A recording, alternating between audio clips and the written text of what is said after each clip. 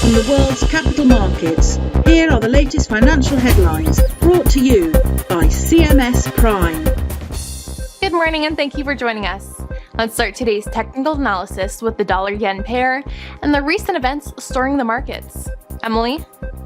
The dollar-yen pair traded sideways in the last session.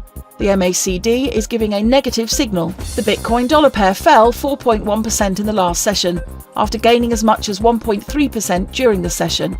The stochastic RSI is giving a positive signal. The Aussie-dollar pair corrected downwards in the last session, falling 0.1%. The ROC is giving a positive signal. The oil-dollar pair skyrocketed 1.2% in the last session. The stochastic indicator is giving a positive signal.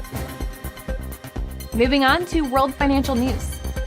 Oil prices settled higher on Friday and notched over 3.5% in weekly gains as positive economic data and signals from Fed policymakers that they could cut interest rates as early as September eased demand concerns, while fears of a widening Middle East conflict continue to raise supply risks. USD was off a one-week high, capping off a turbulent week as traders digested a drop in US jobless claims and the prospect of a looming economic downturn. USD was down against the Japanese yen following a three-day rebound, as firmer-than-expected employment data spurred a paring back in bets for Federal Reserve interest rate cuts later this year. Gold prices held steady on Friday after a sharp rise in the previous session, bolstered by a dip in US Treasury yields, as investors grew confident that the Federal Reserve would lower interest rates in September. Thank you. And now moving on to our chief analyst pick of today's main economic events.